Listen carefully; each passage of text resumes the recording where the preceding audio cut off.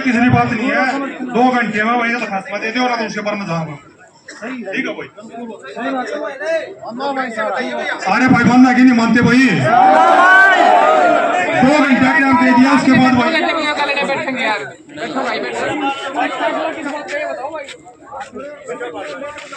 भाई अपनी बेटी तो बहन तक न्याय मिलना चाहिए। हाँ यार, इस बार तो बैठे हैं सारे भाई, इसमें तो इकट्ठे हो रहे हैं।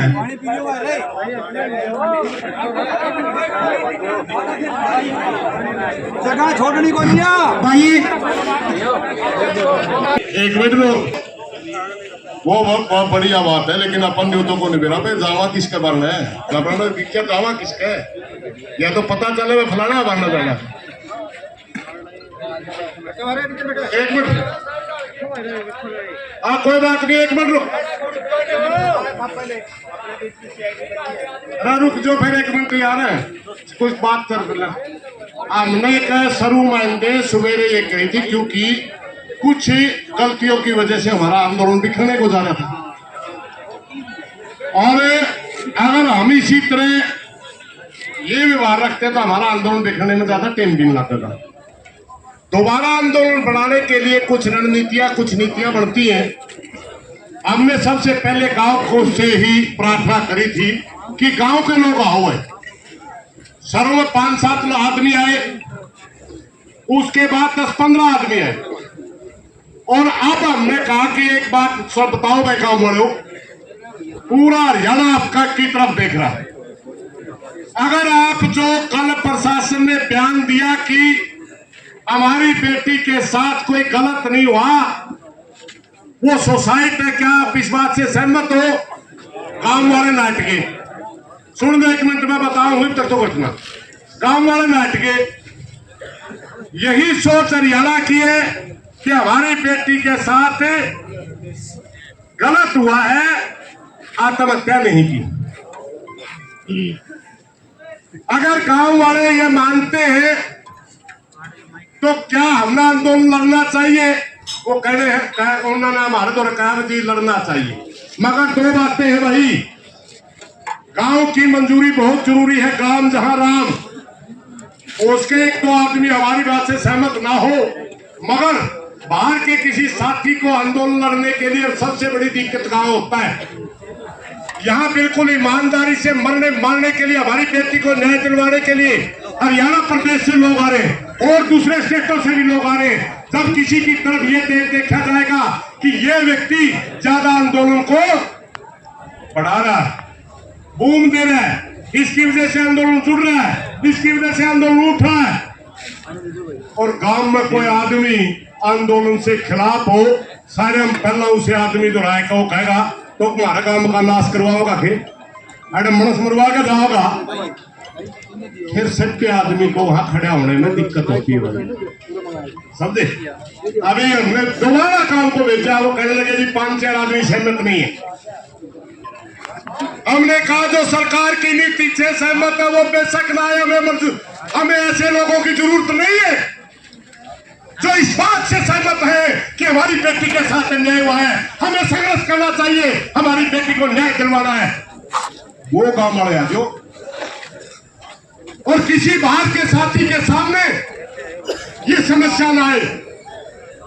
एक बार गांव के साथी आकर के कहे कि ये पूरा हरियाणा प्रदेश का ये बात से जो समाज आ रहा है, आप आंदोलन लड़िए, पूरा गांव समाज के साथ है और आपको हम आंदोलन लड़ने की इजाजत देते हैं, फिर हम आगे की रणनीतियों के बारे में चलेंगे। ये इसलिए हम चुप हैं। दूसरी बात सुन लो भाई, किरमाला साहब ने बहुत बात रखी, बटाला साहब ने भी रखी। तो एक बात है, हमारे प्रधान जी ने इशारा भी किया था अभी, भाई एक्शन भी कर सके। हाँ भाई, ताकतवर कर दे, ताकतवर कर दे, क्योंकि मामूली डीसीएसपी या छोटे मोटे नेता के बस की बात नहीं। एक दीवानी के शासन की रिपोर्ट पीजीआई रोहतक में जाकर के मेडिकल अफसर एमडी बदल दे। जिस डॉक्टर निकल की बात आ रही है वो एमडी है, और वीसी की लाइन में एमडीयू का आने वाला वीसी पढ़ सकता है। पीजीआई नहीं, सारी यूनिवर्सिटी का वीसी है जी। अरे मेरे भाई दैया साहब सुन लिया कर, एक वीसी लाता उस यूनिवर्सिटी में, पीजीआई भी उसका मैं हाँ चलो ठीक है, भी ज्यादा पढ़ा लिखा करेगा ठीक है। वो लाइन में है क्योंकि वहां एक आंदोलन चला हुआ मजदूरों का, कर्मचारियों का, वहां एडोक के ऊपर वीसी है। हम उन कर्मचारियों का समर्थन करने के लिए पीजीआई रोहतक गए थे और हमारी वीसी के साथ मीटिंग करवाई थी। ये डॉक्टर उस मीटिंग के अंदर था। हमने कहा वीसी साहब इनका भला कर दो, वो कहने लगा मैं एडोक पे हूं। फिर मैं आगे की लाइन में कौन है? खुद वीसी ने कहा था ये डॉक्टर और मैं 2 लाइन में। अगर कोई इतने बड़े आदमी से रिपोर्ट बदलवाए, भाई छोटा मोटा मनुष्य तो नहीं है। इस केस के पीछे, इस सारी घटना के पीछे इतना बड़ा कोई आदमी है जिसकी गर्दन इतनी मोटी है कि डीसी और एसपी के बस की बात ही नहीं उसके गर्दन में फंदा डालना। और इतना बड़ा आंदोलन घंटों में नहीं निबड़ा करता भाई। इतना बड़ा आंदोलन के लिए 2 चीजें जरूर होती है। अगर आंदोलन लंबा चलता है बेशक चले, आंदोलन समय लेता है बेशक ले, मगर आंदोलन में अगर फूहड़पन आ गया, आंदोलन में उग्रता आ गई, वो जीतेंगे हम हारेंगे। हमारे नौजवानों के ऊपर मुकदमे भी होंगे। कल हम उन नौजवानों के मुकदमों के लिए संघर्ष करते हुए नजर आएंगे। हम अपनी बेटी मनीषा का न्याय भूल जाएंगे अगर यहाँ पर लाठीचार्ज जो हमने संघर्ष किया, जितने बच्चे पकड़े जाएंगे उनके ऊपर 307 जैसी संगीन धारा लगा करके अंदर करेंगे, हम उन्हीं को छुटाने में व्यस्त हो जाएंगे। हमारी बेटी का मुद्दा पीछे चला जाएगा। ये होता है आंदोलन। प्रशासन चाहता है कि हम करो, हर उग्र आंदोलन को दबाने के बिल्कुल आसान है प्रशासन के लिए, क्योंकि उग्र आंदोलन दबाना बड़ा आसान होता है। और जो आंदोलन गांधीवादी तरीके से चलता है, जिस आंदोलन की जड़ होती है, जिस आंदोलन की एक सोच होती है, जिनमें लड़ने का मादा होता है, जो लड़ना जानते हैं, उनको ना दबाया जा सकता, ना झुकाया जा सकता, ना बहकाया जा सकता। हमने पहले ही कह दिया था कि जो कल बातें आई, हरियाणा प्रदेश का नागरिक समाज उन बातों से सहमत नहीं है। मुख्यमंत्री जी आपने जवाब देना पड़ेगा। पूरा हरियाणा की जनता चाहती है। कौन सी वो ताकत है जो भिवानी की रिपोर्ट बदल करके रोहतक हमारी बेटी की आत्महत्या बना देती है? कौन सी वो ताकत है जिसके नीचे झुक करके आप हरियाणा की जनता से बात नहीं कर रहे? आपने बताना होगा। एक भाई चर्चा चल रही थी, करमारा साहब ने कहा था कि हमारा समाज जातियों में बट रहा होगा कोई भाई। हम तो कभी बटे नहीं, किसान है, किसान की कोई जाति नहीं होती। हमारी जाति भी किसान है, हमारा धर्म भी किसान है, हमारा नाम भी किसान है। हम चौधरी भजनलाल के खिलाफ लड़े, ओम प्रकाश चौटाला के खिलाफ लड़े, भूपेंद्र सिंह हुड्डा के खिलाफ लड़े, मनोहर लाल खट्टर के खिलाफ लड़े, सैनी साहब के भी खिलाफ लड़े। ना उन्होंने हमारी जातियां पाई, ना इनने जातियां पाएंगी। मनीषा बेटी इस समाज की बेटी थी और इस समाज की बेटी है, समाज न्याय चाहता है। और एक बात सुन भाई, प्रधान जी एक बात कर रहे थे कि तैयार रहिए थोड़ी सी, एक नारे के जरिए हम जवाब दिया करें। जब हमारे ऊपर प्रशासन जुल्म करे तब हम यू नारा लगा कर, नारा के है जब भाईचारा एकता करता है मरने से नहीं डरता। बोलोगे नहीं सारे?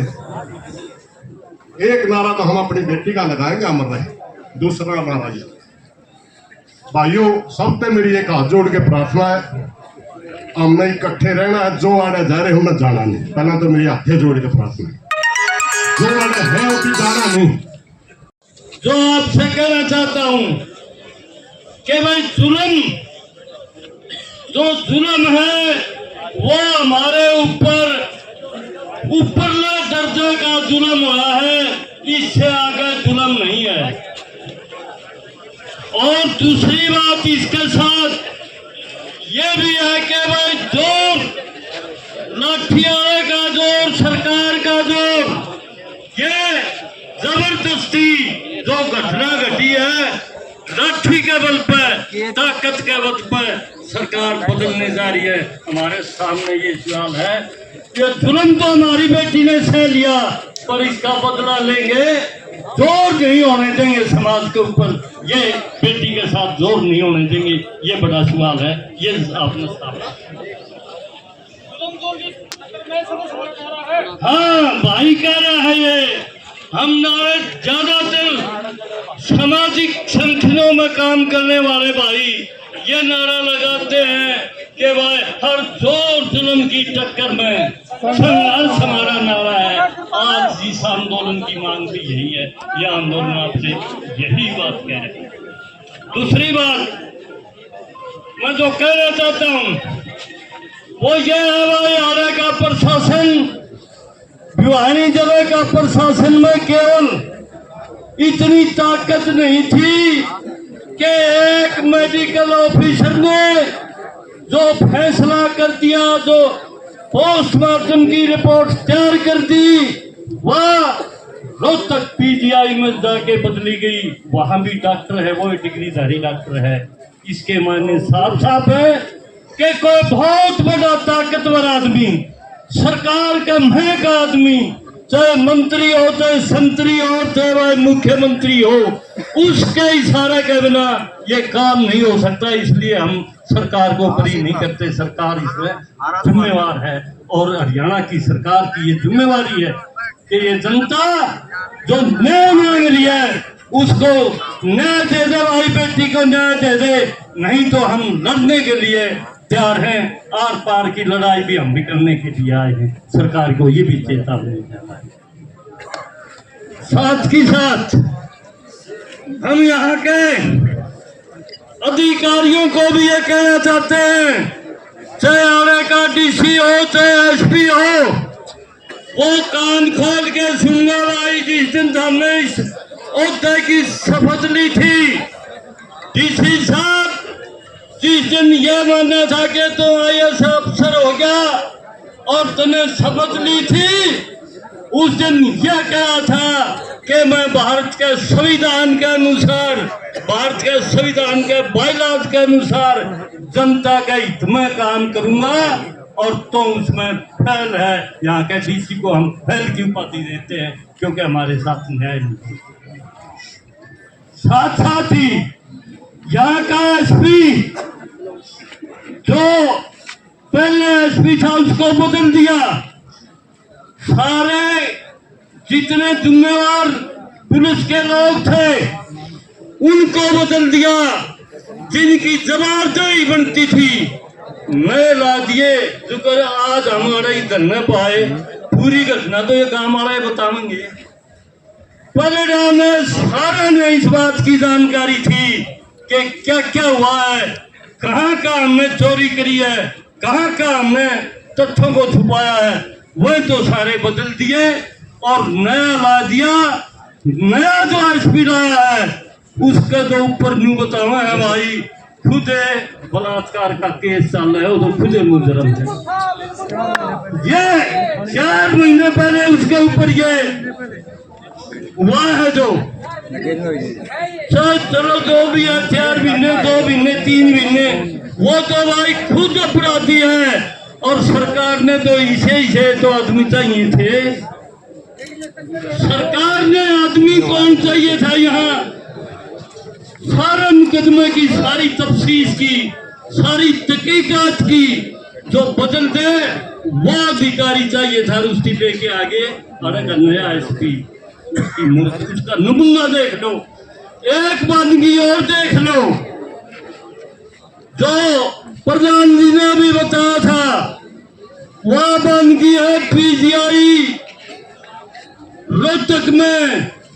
जो डॉक्टर हमारी बेटी का पोस्टमार्टम करने वाली रिपोर्ट का अगुआ है, और इस बात की यह रिपोर्ट बदल की ने उसका बदला में मोल भाव करके पीजीआई का सबसे बड़ा अफसर बनना चाहता है, क्योंकि उसका नाम एक उसका एक का और का चल है। वाइस चांसलर बनना चाहता है वहां का। ये जो दो बातें हैं, हमारी बेटी के ऊपर जुल्म करके, जुल्म की जो तारीख थी उसको बदल के, और वो ओहदा था बड़ा ओहदा, भगवान वाला ओहदा भी ले लेगा तो भी तेरी माफी नहीं है, भगवान के दरबार में जाना होगा। डॉक्टर भाई कितना ही बड़ा हो, हमारी नजर में तुम भी फैल है और डॉक्टरी के दर्जे के लायक आदमी नहीं है। इसलिए हम अपने संगठन की तरफ से, भारतीय किसान मजदूर यूनियन की तरफ से, आप सभी साथियों की तरफ से, भाई हमारे इलाका की तरफ से, सतरोड़ खाप से आते हैं, आपके साथ कंधे से कंधा मिला के खड़े हैं, और इस न्याय की लड़ाई में जब तक जीत नहीं होगी आपके साथ दिन रात लगे रहेंगे। बहुत बहुत धन्यवाद है।